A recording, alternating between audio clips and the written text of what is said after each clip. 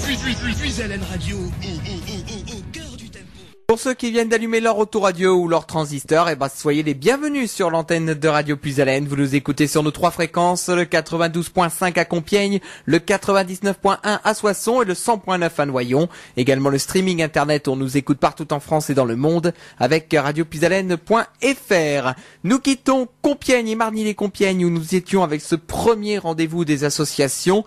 Et cette fois-ci, on va aller direction Lille. Et oui, on va rejoindre la capitale de la région Hauts-de-France puisque il y a un festival de philosophie. On va parler donc de ce rendez-vous. On va parler de l'association Philo Lille et d'un festival qui s'appelle le Cité Philo, qui était depuis 20 ans dans le Nord-Pas-de-Calais et qui maintenant s'installe en Picardie avec des conférences notamment du côté de Compiègne et du côté d'Amiens. Donc cette interview est réalisée en insert téléphonique. J'accueille par le téléphone Monsieur Léon Wisnia qui est de l'association Cité Philo. Bonjour monsieur. Bonjour à vous. Comment allez-vous? Eh bien écoutez, du mieux que je peux. Je vous remercie. Bienvenue sur l'antenne de Radio Puisalène, effectivement, pour parler de cette manifestation, donc de ce Cité Philo.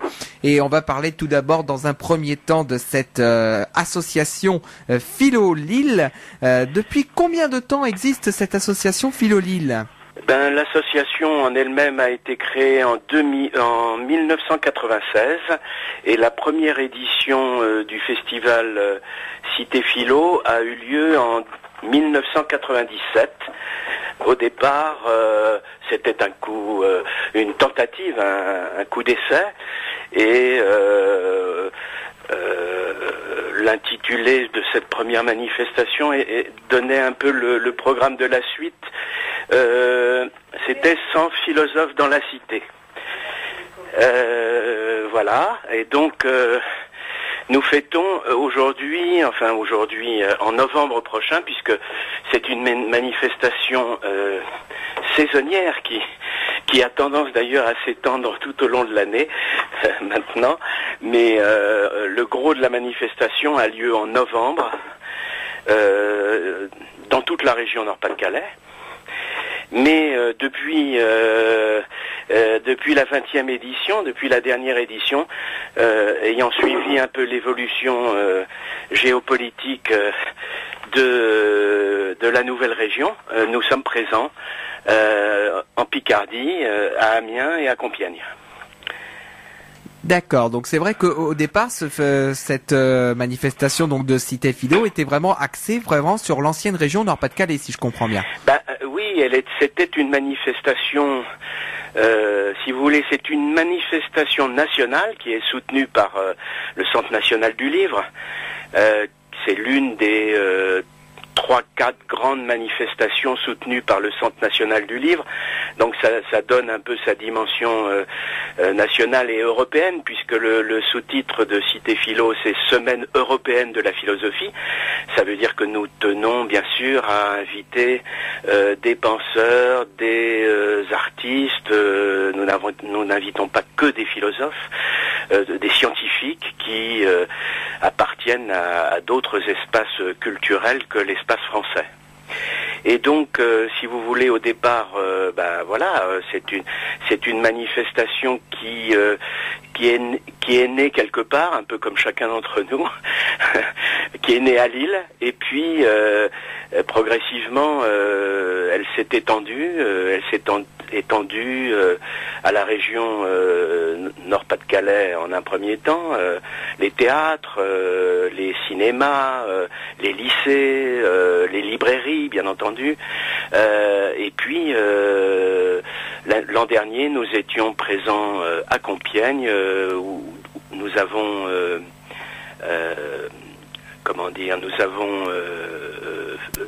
produit 2 manifestations, l'une à l'Université de technologie de Compiègne, qui est quand même un des hauts lieux de la pensée de la technique en France, et puis une autre manifestation au lycée Charles de Gaulle avec la complicité donc du professeur de philosophie de ce lycée qui s'appelle Marc Guyon, qui avait eu la bonne idée d'inviter sa classe à participer à Cité Philo, et nous avions également d'autres classes, et si bien que nous avions une cinquantaine d'élèves présents, et des professeurs aussi, des professeurs de sciences économiques et sociales, des professeurs d'éducation physique et sportive, qui étaient présents pour cette manifestation particulière au lycée Charles de Gaulle de Compiègne, consacrée à l'économie sociale et solidaire.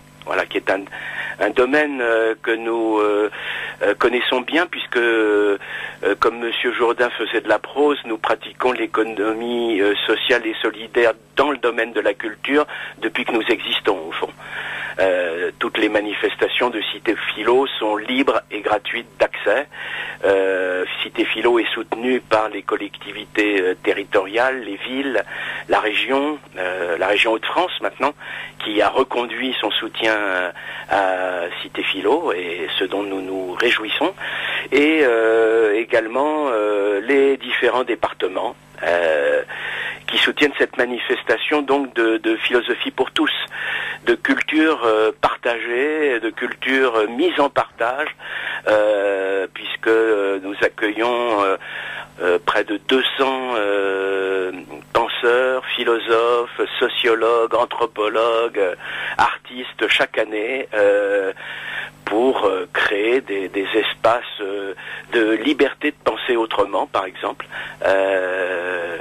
ce dont nous sommes fiers. Alors je constate quand même que là on parle de philo, mais la philosophie touche en fait, quand on regarde bien, tous les aspects quasiment de la vie quotidienne, parce que quand vous évoquiez les conférences que vous avez faites, vous avez aussi bien des lycéens et des étudiants vraiment dans tous les domaines. Absolument. Oui. Nous avons si vous voulez, c'est un peu la caractéristique de la philosophie en France. Elle est enseignée dans les classes de terminale des lycées.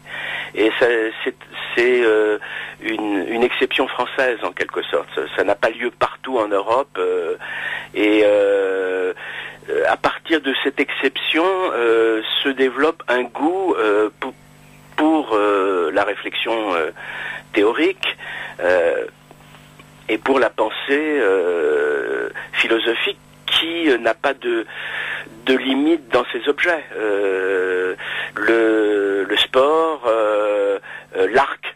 Tenez, par exemple, je prends l'arc parce que à côté du lycée Charles de Gaulle de Compiègne, il y a une très grande association d'archerie. Eh bien, nous avons, avec les professeurs qui composent le collectif Cité Philo sur Compiègne, nous avons décidé de bâtir une rencontre qu'on a appelée État de l'arc, et qui va essayer de produire toute une réflexion sur l'itinéraire de l'arc dans l'histoire, son importance, et jusqu'à aujourd'hui où l'arc est devenu un sport quand il n'est pas utilisé par certains chasseurs. Il y a des chasseurs à l'arc, mais voilà, l'arc est un objet technique si vous voulez, et Compiègne pour nous est une ville d'inspiration technique, c'est-à-dire il y a cette université de technologie, et à partir de ce point-là, il y a beaucoup de perspectives de rencontres philosophiques sur la technique, qui est quand même une dimension extrêmement importante de notre époque. Le numérique, les algorithmes envahissent nos vies quotidiennes. Il faut absolument que nous les pensions pour les maîtriser, parce que nous risquons fort d'être débordés par cette inventivité permanente de ces milieux techniques qui sont, à proprement parler, illimités et infinis. Et c'est à la société et à la cité politique de fixer des limites à cet infini. D'accord, donc là on voit vraiment que la philosophie vraiment traverse tous les aspects de la vie quotidienne. Donc c'est vraiment très important. Oui, c'est important parce que si vous voulez, il y a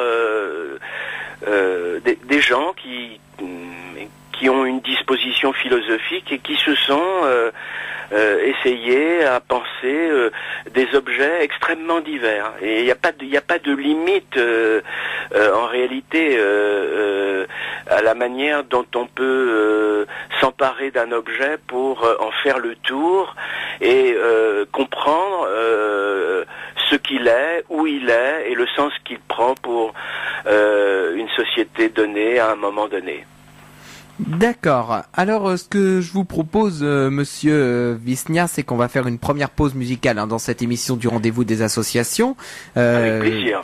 Je vais vous reprendre dans quelques minutes, mais ce sera hors antenne cette fois-ci pour continuer un petit peu à évoquer ce programme. On va revenir notamment sur les 2 conférences débats qui ont déjà eu lieu, puisque ça a déjà commencé tout à fait. Au mois de mars dernier. Exactement. Avec 2 conférences qui ont déjà eu lieu, et puis on rentrera après vraiment sur la 21e édition. On peut déjà dire les dates. Ce sera du 9 au 26 novembre prochain. Donc on va parler vraiment de ce festival de philosophie Cité Philo dans les toutes prochaines minutes. Je vous reprends dans quelques minutes pour faire le point un petit peu sur la suite de notre rendez-vous dans la suite de ce rendez-vous. À tout de suite. À tout de suite. Et nous, sur l'antenne de Radio Puisalène, on va écouter tout de suite Michel Sardou avec Chanteur de jazz, suivi d'Alma avec Requiem. Elle avait représenté la France cette année au concours Eurovision de la chanson du côté de Kiev. Merci de votre fidélité et très bon après-midi à tous sur l'antenne de Radio Puisalène.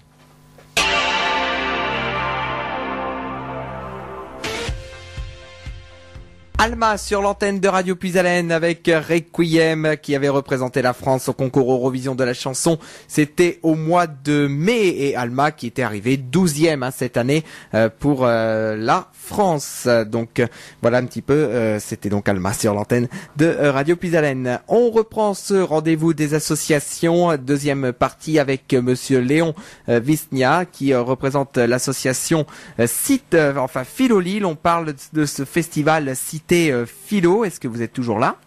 Je suis toujours là, je suis avec vous. Eh ben, en tout cas, merci de nous consacrer un petit peu de temps sur l'antenne de Radio Puisalène pour parler de ce festival de philosophie qui avait commencé dans le Nord-Pas-de-Calais et qui s'étend maintenant sur la région Hauts-de-France avec ces conférences qui ont lieu notamment du côté de Compiègne et de Amiens. Justement, on va revenir sur ces conférences parce qu'en fait, ça a déjà commencé ces conférences débats. Mais oui, nous étions le 24 mars et le 25 mars dernier à Compiègne pour 2 conférences. L'une en partenariat avec l'Université de technologie de Compiègne qui s'est déroulée dans l'enceinte de l'UTC et que nous avions intitulée « La société numérique, médicaments, poisons et antidotes ».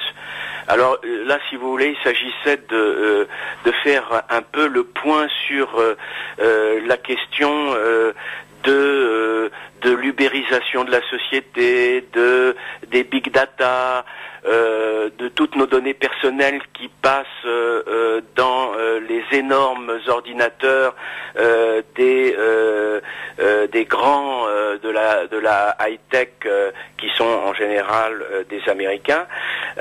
Donc il fallait un petit peu y voir clair et donc il y a Yann Moulier-Bouton qui est économiste mais qui est aussi co-directeur de la revue Multitude, travaille sur ces questions d'ubérisation. Il était avec nous, et ainsi que Bruno Teboul, qui lui est philosophe et directeur de la recherche et du développement de la société Kérus et qui a enseigné à l'université Paris Dauphine. Donc il y avait une vingtaine de personnes. C'était pas beaucoup pour cette première tentative. Des étudiants principalement étaient là. Il faut dire que nous n'avions eu que peu peu de relais presse et médias pour cet essuyage de plâtre, on va dire. Donc, on était quand même content parce que la chose a eu lieu, s'est tenue. Il y a une discussion intéressante qui s'est développée avec le public. On y tient beaucoup. Il n'y a pas seulement une conférence, mais il y a aussi ensuite une grosse demi-heure de discussion, de réponses aux questions ou aux objections de ceux qui nous font l'amitié d'être là. Alors c'est drôle parce qu'il y a une dame qui s'est trompée quand elle a vu l'intitulé peut-être dans un journal local, elle a vu médicaments, poisons et antidotes et elle a cru qu'on allait parler des médicaments. Mais en réalité ça l'a intéressée et elle est restée jusqu'au bout. Voilà, ça c'était pour la rencontre qui a eu lieu le vendredi 24 mars à l'UTC. Le samedi 25 mars, nous étions avec les enseignants et les lycéens du lycée Charles de Gaulle de Compiègne, en présence de plusieurs professeurs, dont Marc Guyon, Pierre Stein, et puis quelqu'un qui prépare une thèse au lycée Pierre Dailly, qui était présent, Michael Père, et voilà, nous avons été accueillis par le chef d'établissement, Monsieur Louvet, très chaleureusement, et il s'agissait pour Jean-Louis Laville, notre invité, qui est un spécialiste de l'histoire des associations et de l'économie sociale et solidaire, d'essayer de produire une synthèse, si vous voulez, du sens de ce domaine qui est l'économie sociale et solidaire, qui prend de plus en plus d'importance. Je rappelle à vos auditeurs que les associations, pour la première fois en 2016, ont créé davantage d'emplois que les entreprises privées et que il n'est pas sérieux de ne pas se pencher sur cette nouvelle économie sociale et solidaire qui revêt à mes yeux une très très grande importance.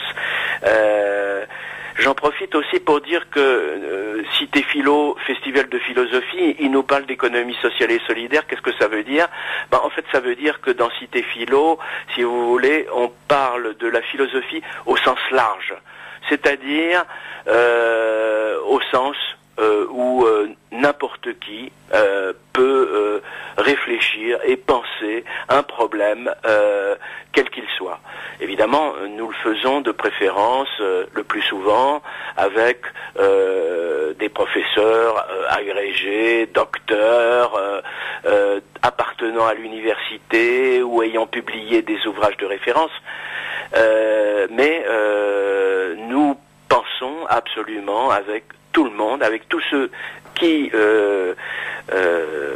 viennent, et c'est là notre objet principal en réalité, établir un espace de réflexion et de discussion dans la cité, pas spécialement d'ailleurs dans les universités, on préfère être ailleurs que dans les universités, on préfère être dans les théâtres. Le théâtre est un lieu tout à fait propice à Cité Philo, et donc voilà. C'est un festival de philosophie pour tous, mais pas de philosophie disciplinaire académique, un festival de philosophie au sens où la plupart des gens peuvent l'entendre. Alors et justement sur cette deuxième conférence donc du 25 mars au lycée Charles de Gaulle de Compiègne, est-ce que vous avez eu également du monde qui était venu sur cette conférence ? Oui, nous avons eu 55 personnes étaient présentes. Il y avait deux classes. C'était quand même le samedi, c'était quand même un samedi. Donc les professeurs ont dû ramer pour convaincre les élèves, à mon avis, de venir, mais ils l'ont fait de bon cœur, je crois. Et ils ont été très intéressés. Ils ont compris que l'économie, ça n'est pas seulement ce discours standard qu'on nous sert le plus souvent, mais c'est quelque chose de plus subtil, de plus étendu et de plus nécessaire parfois. Dans l'économie sociale et solidaire, il y a la question du don qui est posée, et il n'y a aucune économie, même la plus féroce, qui peut fonctionner et se développer sans cette dimension du don. À commencer par la coopération, l'esprit de coopération que les travailleurs développent au sein de leur collectif de travail.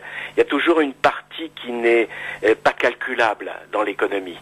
Et ce que l'économie sociale et solidaire met particulièrement en valeur, je crois. D'accord. Et peut-être que un de vos objectifs, alors peut-être c'est peut-être le cas dans le festival plus de philosophie, c'est attirer peut-être des personnes qui ne sont pas forcément sensibilisées au niveau de la philosophie. Exactement. Et tout à fait. L'idée, c'est le programme est très vaste, comme vous pouvez en juger. Il y a plus d'une centaine de rencontres dans le cadre d'un festival qui déborde le mois de novembre, mais dont l'essentiel se tient au mois de novembre. Ça veut dire qu'en fait, personne ne peut suivre toutes les rencontres de Cité Philo, même les organisateurs, qui doivent se partager cette tâche. Donc, ce qui veut dire que, si vous voulez, dans cette offre de conférences ou de spectacles aussi, il y a aussi du cinéma, de la danse, de la musique, et toujours en présence de la philosophie. Dans cette offre qui déborde les capacités de chacun d'entre nous, en réalité, chacun d'entre nous peut créer son itinéraire et s'attacher aux choses qui lui importent. Et donc, faire son propre programme à l'intérieur du programme général de Cité Philo. Et pour ça, il faut simplement se sentir intéressé, appelé par un thème en particulier. Ça peut être le sport aussi. Il y a beaucoup de nos concitoyens s'adonnent au sport. Il apparaît que nous traitons de la question du sport. D'accord. Très souvent. D'accord. Et est-ce que sur ces conférences, par exemple au niveau du sport, ça attire des personnes également qui sont intéressées? Ah oui. Pour vous donner un exemple, nous étions l'an dernier au centre d'entraînement du LOSC, qui est l'équipe de Lille, qui est un centre d'entraînement un peu masqué, un peu caché, qu'aucun panneau de signalisation n'indique. Et nous étions dans l'auditorium du centre d'entraînement du LOSC pour parler du football comme objet philosophique. Non seulement parce que des penseurs se sont intéressés au football, ont produit des analyses, des sociologues, des philosophes même, mais aussi des romanciers. On trouve dans certaines pages de romans sud-américains, voire brésiliens, des notations sur le football qui sont tout à fait passionnantes. Et donc là, on était au centre d'entraînement du LOSC pour décrire ce qu'il en était de la virtuosité au football, par exemple. Et quel sens avait cette virtuosité? Et si cette virtuosité ne pouvait pas être mise en relation avec d'autres virtuosités, celle d'un violoniste, par exemple. Donc il y a des choses communes, vous voyez, plus communes qu'on ne croit, entre un jeu ô combien planétaire comme le football, et puis un jeu d'archet ô combien singulier comme le violoniste, vous voyez.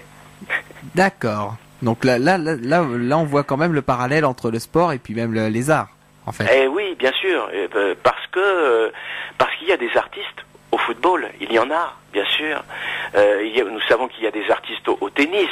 Actuellement, il y a un grand tournoi qui a lieu. Et c'est un penseur, Gilles Deleuze, qui nous donne quelques pistes pour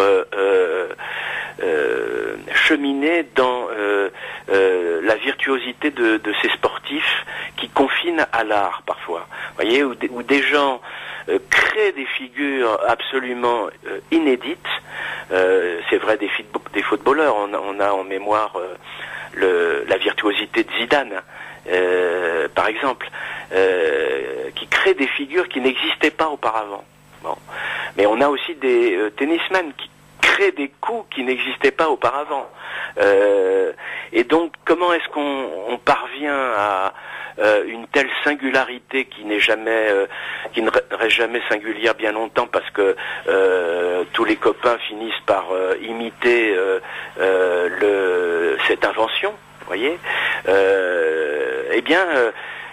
C'est Deleuze qui nous donne une piste de réflexion, comment ces inventions se produisent, se créent par différence et répétition, d'une manière tout à fait ténue, déterminée. On voit très bien Zidane répéter sans cesse telle ou telle figure, et à un moment donné, ça donne la figure définitive, celle qui pendant quelques mois, voire quelques années, va lui permettre de dribbler ou de surpasser la défense adverse. D'accord, donc de toute manière, on va continuer à parler un petit peu de ce festival. On va faire une nouvelle pause musicale dans ce rendez-vous des associations, mais on va continuer à parler un petit peu de ce festival de philosophie Cité Philo, donc qui tiendra sa 21e édition du 9 au 26 novembre prochain, et qui s'étend donc qui s'étend sur la Picardie, et en particulier sur les villes de Compiègne et d'Amiens. Donc je vous retrouve dans un instant, mais en antenne cette fois-ci, on continuera un petit peu à évoquer, pour voir un petit peu ce qu'on va dire à nos amis auditeurs. Donc je vous retrouve dans un instant. À tout de suite. À tout de suite. Et pour nous, chers amis auditeurs, à 15h40, on va faire déjà une petite pause musicale. On va tout d'abord écouter une bande-annonce pour le Corsaf de Compiègne qui vous propose ses services. Ensuite, on écoutera Amber Rap avec Elle s'éloigne du monde, suivi de Florent Mott et Camille Lou avec Quelque chose de magique. Je sais qu'il y a une personne ici à la radio qui aime bien Florent Mott, donc on va en profiter un petit peu. Merci en tout cas de votre fidélité à Radio Plus Haleine, un souffle neuf dans vos oreilles. Vous êtes dans le rendez-vous des associations, et nous sommes ensemble encore pour une bonne partie de cet après-midi. À tout de suite.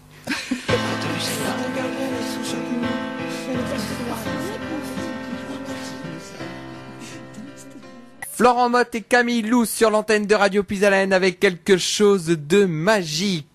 Nous retrouvons notre invité dans ce deuxième rendez-vous des associations, Monsieur Léon Wisnia. On parle de ce festival de philosophie Cité Philo qui tiendra sa 21e édition du 9 au 26 novembre prochain, donc avec un festival qui s'étend sur la Picardie et en particulier aux villes de Compiègne et d'Amiens.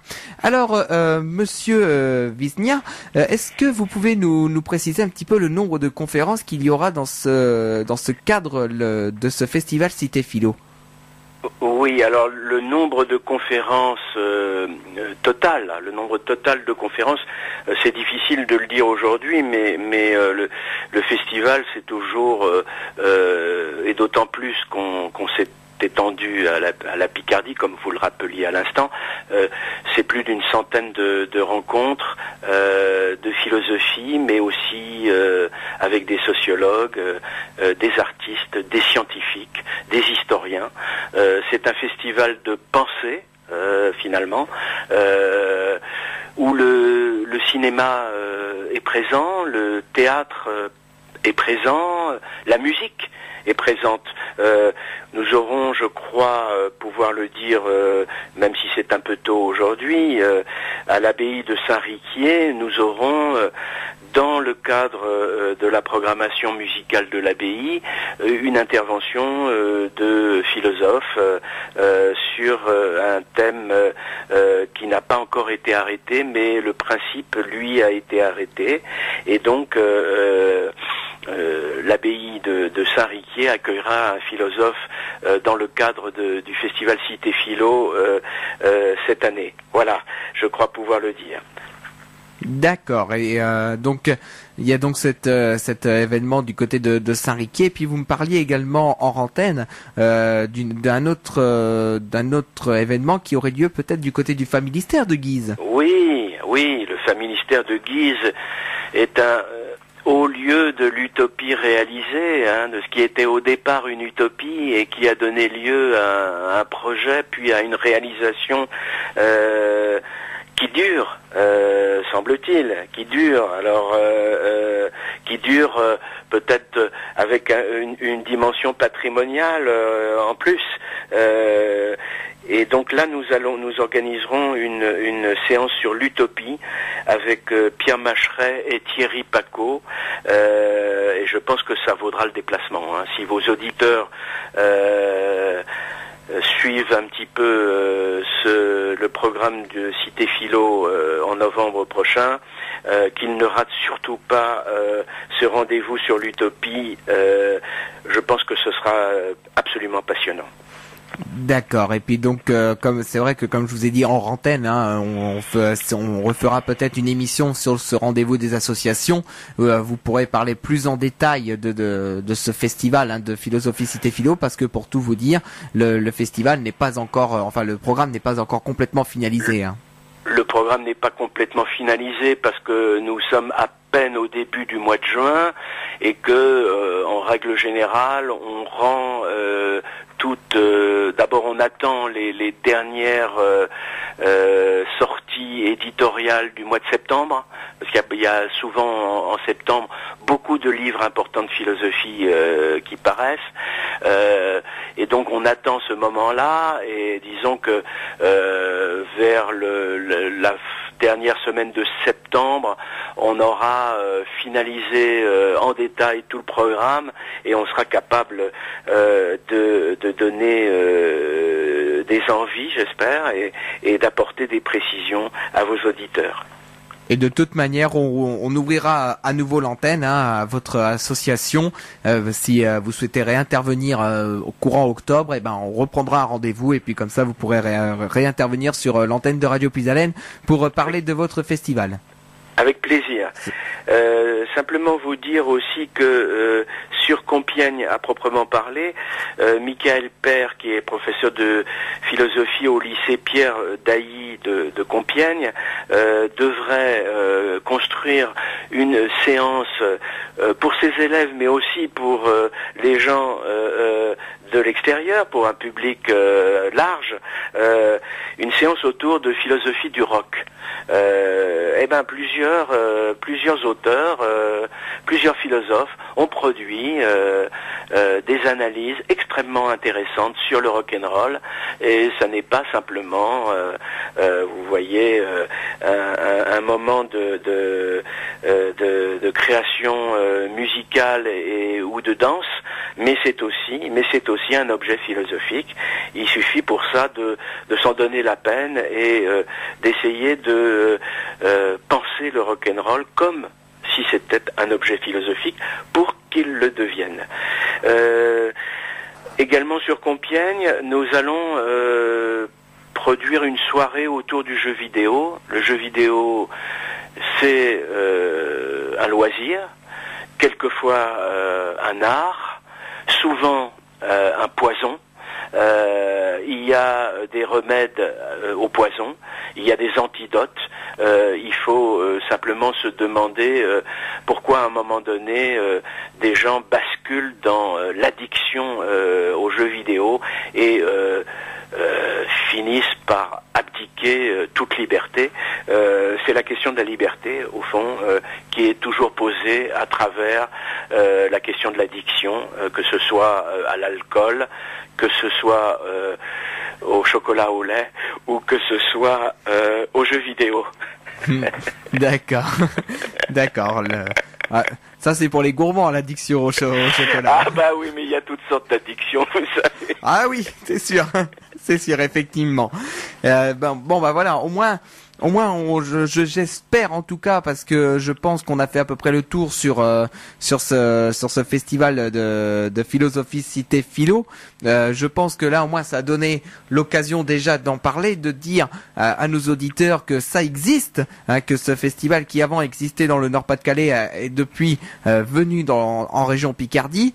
Et que très prochainement, donc du 9 au 26 novembre prochain, il y aura donc ce festival de philosophie Cité Philo qui propose environ 90 conférences débats, en particulier sur les villes de Compiègne et d'Amiens, mais pas seulement. Hein, là, vous l'avez sûrement entendu. Non. Si je prends le programme de l'an dernier, on était présent à Amiens, Arras, Avion, Béthune, Bouvines. Bouvines, c'est la ville où en général on parle de sport.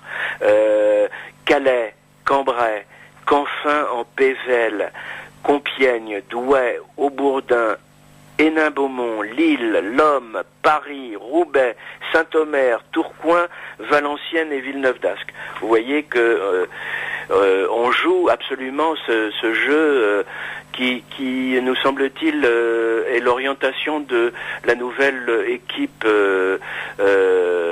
à la région de nous ouvrir depuis longtemps. C'est ce qu'on fait aux grandes villes et aux petites villes et aux villes moyennes. Voilà.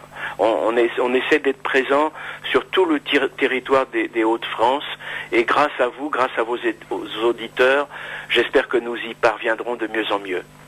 C'est tout ce que nous espérons pour ce festival Cité Philo, et je le répète que ce rendez-vous est ouvert à toutes les associations, et si jamais vous avez besoin à nouveau de nos services pour parler de votre rendez-vous dans ce cadre du rendez-vous des associations, on est à votre disposition, on est à votre service pour parler effectivement de ce festival de philosophie. La tradition veut, je pense qu'on a fait le tour de ce festival. Donc la tradition veut que ce soit le responsable, l'invité de ce rendez-vous qui est le mot de la fin pour ce rendez-vous des associations. Donc je vous laisse le micro pour vous dire un petit mot à nos auditeurs. Écoutez, ce que je souhaite, et c'est un aspect que je n'ai pas développé dans le cours de notre échange, c'est que d'autres associations se joignent à nous, qui ont des questions particulières, des thèmes de réflexion particuliers pour lesquels ils aimeraient voir intervenir des gens qui ont réfléchi dans un cadre universitaire ou dans un cadre professionnel à telle ou telle question qui leur importe. Et c'est aussi bien les associations de solidarité, les associations d'éducateurs, des associations même de bricolage. Le bricolage est un thème philosophique absolument extraordinaire, et donc si vos auditeurs appartiennent à telle ou telle association et qu'ils souhaitent s'associer ou créer en partenariat avec Cité Philo un événement sur Compiègne, sur Amiens ou sur toute autre ville du territoire, nous sommes à leur disposition. Voilà.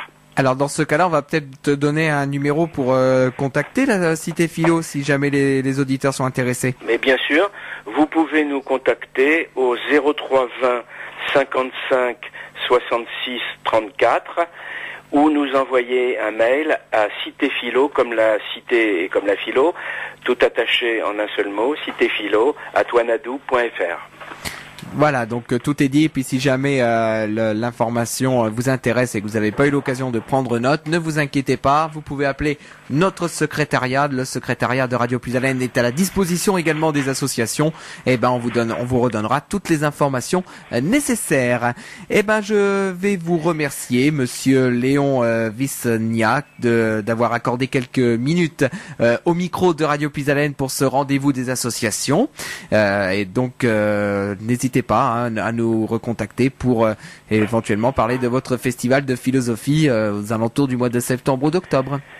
Absolument, je n'hésiterai pas. Et je souhaite une bonne journée à tous vos éditeurs et à toute l'équipe. Merci, bon après-midi. Je vais vous reprendre en antenne, juste pour vous dire au revoir. Donc, là pour l'antenne, pour nous c'est terminé. Merci en tout cas de nous avoir accordé quelques minutes et bon après-midi. Au revoir. Et donc dans un instant, sur l'antenne de Radio Puisalène, à 17h, puisque là le rendez-vous des associations est terminé, à 17h vous allez retrouver Martial avec Jean-François et Mathieu à la technique, puisque Souvenirs et Accordéon accueille ce soir l'accordéoniste Catherine Prudhomme de 17h et ce jusqu'à 21h. À 21h, vous retrouverez Hervé avec Puisalène Trans, histoire de bien démarrer votre week-end, et ce, jusqu'à minuit. La semaine prochaine, pas de rendez-vous d'association, tout simplement, puisque la semaine prochaine, nous serons en émission spéciale Ronde de l'Oise, donc il n'y aura pas de rendez-vous d'association.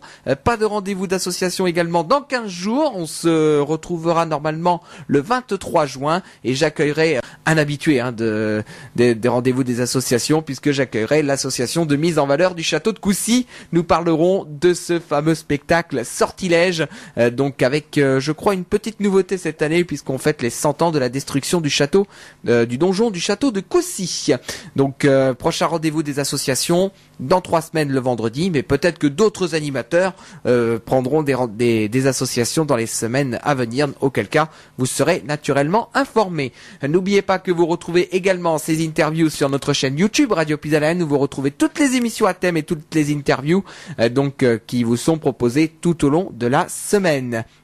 On va se quitter avec Stromae et Quand c'est, suivi de Adoration du Bois, qui avait été révélé par le Grand Boulevard des Talents. Ce qui me fait penser que le Grand Boulevard des Talents, c'est demain à partir de 20h, et que vous pouvez encore vous inscrire parce qu'il reste très peu de places, et que les inscriptions se terminent ce soir à 17h.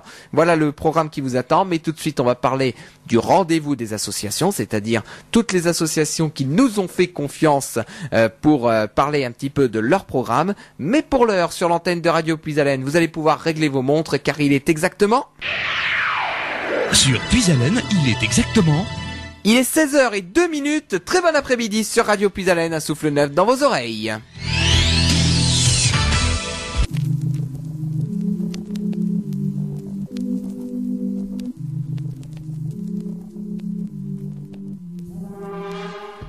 Mais oui, on se connaît bien.